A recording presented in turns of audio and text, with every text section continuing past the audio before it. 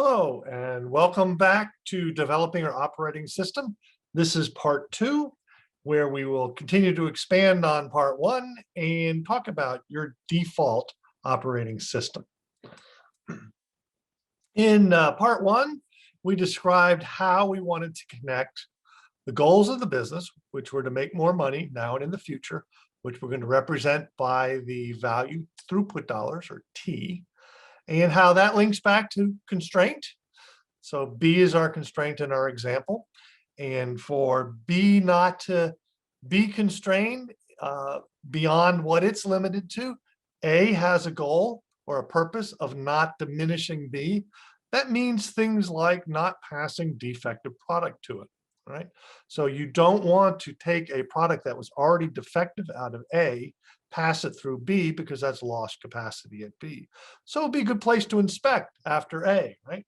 Similarly, in C, you would want to be very careful in how you manage quality so it never destroys throughput coming out of B, right? So we start developing the relationships between the limiting process and the upstream and downstream processes.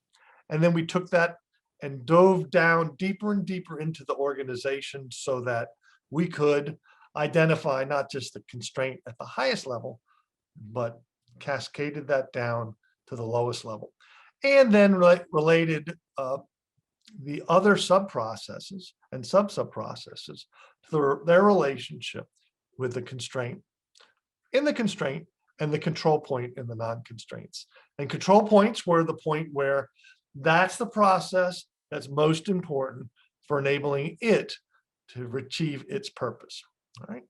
And so by doing this and taking the time, we identify the role relationships between all the processes and sub-processes as they directly relate to the business making money. And so we've tied it at the process level, but we have two more areas that are kind of important. And those are the inventories that exist between the processing steps, A and B. So we're taking a minute or two here to talk about what is the role of that inventory and who owns it. All right. So start with the one between processing step A and B. What is the purpose of that inventory, right? Now, if you're a lean person, you know that the goal is to minimize that inventory. Well, what does minimize mean?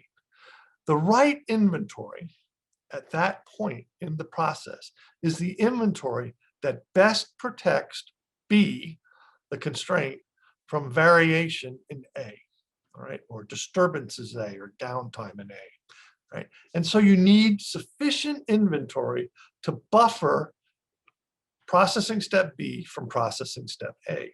And so we say the inventory at this point here is critical to buffer B, the constraint, from processing A. If B was determined to be the constraint, by definition, A has more capacity.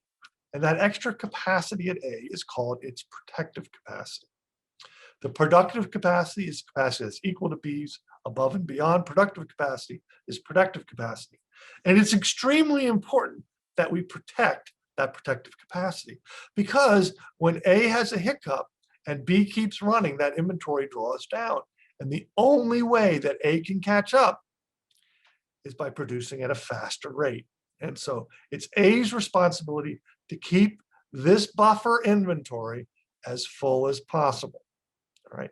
So A's role is to keep that inventory full so B never sucks wind. All right. It's always chugging away. All right. So let's look at the other inventory. The downstream. All right. The downstream inventory also is there to protect B. All right.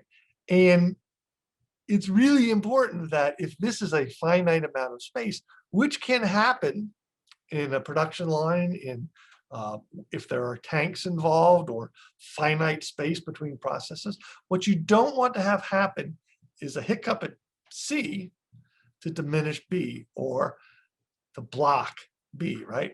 And since B is the constraint and C isn't, it has more capacity. And that capacity is called the protective capacity. And it's important so that C can outrun B and keep that inventory as close to empty as possible. All right. And that's the role of the inventory. It's to buffer the constraint or buffer process B from disturbances either upstream or downstream. And so the right level of inventory or not inventory or space, as it were, is important to figure out. And by the way, it's not a simple calculation. It's based on probabilities. And so if you have two processes separated by an inventory, how much do you need between them to keep them separate? And if you even just do an experiment with dice, you realize that what happens is called a random walk, and it can explode and go to infinite, or it can be at zero. And it's just a matter of probabilities. And so we're going to figure out a way to run these inventories as full as possible and as empty as possible. And we'll do that by learning as we go. All right, so we've talked about this in a hypothetical sense. Let's go back to Rogers Fabricating Shop, all right? And again, Rogers Fabricating Shop was introduced in the Understanding Your Economic Engine video series, all right? And so he had a fairly simple process. He had his A, again, his constraint was at the CNC machine. His upstream process was CNC programming and designing of the countertops. And the downstream process was the hand finishing of the countertops, right? So he just had one machine and one process upstream and a set of manual processes downstream. And understanding that the CNC machine was the constraint was critical to his process.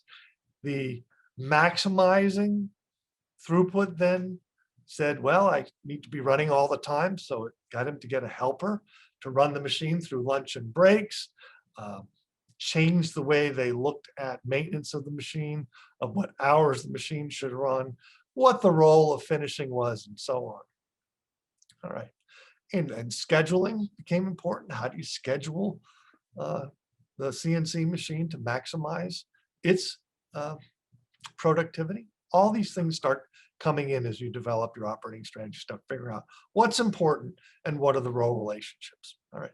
So in the case of programming, the CNC programmer would want to do the programming in a way that made the CNC machine as efficient as possible. That's their part of not diminishing B, right? And again, C didn't want to have to diminish B by, wrecking a piece or whatever. All right, so that's a fairly simple process. Now, the Cliffs example, the Cliffs iron ore process, that's a slightly more involved one. So you have the constraint, which was in the concentrator, which is this building here. It's fed by the mine, which is a non-constraint. There was an inventory, which is in this building here. And then from the concentrator went to the pellet plant. So their A, B, and C was slightly more involved, to say the least. Thousands of pieces of equipment, right? And this process of looking at their iron ore process is a vast simplification. So while this is far more complex than Rogers' shop, it's far less complex than the reality in a full-scale mining operation. And so in the mining operation, it becomes extremely important to understand these role relationships. And let me explain why by talking about the default system. Because if you haven't thought through these role relationships in your processes, you're operating in a default mode. And the default mode looks something like this. And by the way, it comes from our friend, cost accounting. So here we are back in the cost accounting world, learning yet one other way where your infatuation and interest in cost accounting kind of messes you up. So here is their worldview of their iron ore operation back before we started interacting and set up their operating system. Here you see everything is the same. There's no differences between any of the processes and sub-processes and sub-sub-processes. And so when you approach making money, you end up with the mindset and the belief that the lowest cost operating the mine, plus the lowest cost operating the concentrator, plus the lowest cost operating the pellet plant results in the lowest cost operation. And from a simple perspective, that seems to make a lot of sense. All right. How else would it work? Well, it doesn't work this way, right? The lowest cost and the lowest cost and lowest cost does not make the lowest cost of the whole. The sum of the parts in this case is not equal to the whole. And the idea of our lowest cost operation in an iron ore operation is extremely important because iron ore pellets are a commodity. The price is set in the world market, not based on anything other than the relationship between the customer and the iron ore factory and what they can buy from other people around the world. So you want to operate this mining operation at the lowest possible cost. And we've already established that the concentrator was the constraint. And what happens in the mine when they run with a lower cost mentality is they end up doing things to not waste, quote, money in the mine.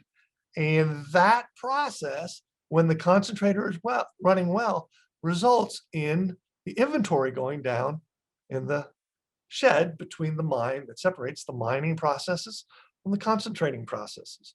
And when that happens, the concentrator sucks wind and they lose throughput dollars.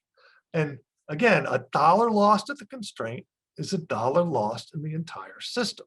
And so when nothing processes through B, the whole output of the entire mining operation goes down. And because it goes down, cost per ton go up. So lowest cost per ton in the mine plus lowest cost per ton in the concentrator plus lowest cost per ton in the pelletizer does not equal lowest cost operation. And that's because the role relationships are not equal. All right. The mine is not equal to the concentrator when it comes to influence and impact on the dollars per ton throughput that the process can make. All right. So once we set up an operating strategy, that became very clear. The mine's role became clear. They need to keep that inventory full. Pellet plant needed to keep that inventory empty. And even after we had designed the operating system between the concentrator and the mine still kept starving the concentrator. Why would that happen? All right. And the answer is policy. Okay, again, it's the blinders that we put on. All right. The lowest cost mindset was built into the reward system of the executives. It was built into the bonus system. All right. And so they were bonusing the mine managers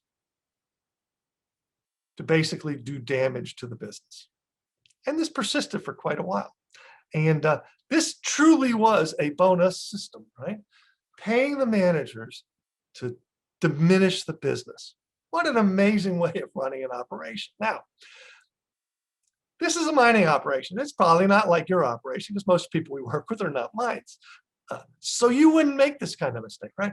This, maybe these guys haven't been in business very long. Well, this mine where this actually happened was in production since 1895. The mine design, the current operation, been in place since, I don't know, the 70s, right? And the miners who are running it, great people, understand their process, understand their systems, but didn't have an operating system laid out for them. They had the default cost accounting system and drilled into their heads that lowest cost plus lowest cost plus lowest cost equals lowest cost. And it's not true, right? And so they ended up with a terrible system.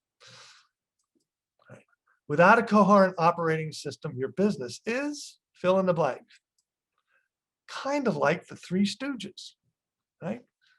A, B, and C, knocking each other's heads, right? And not doing what's in the best interest of the whole business. So be careful. Just because you've been in production a long time and made money for a long time doesn't mean, if you haven't thought through these relationships, that you have them right. Because time and time again, reality has shown that that's not the case. So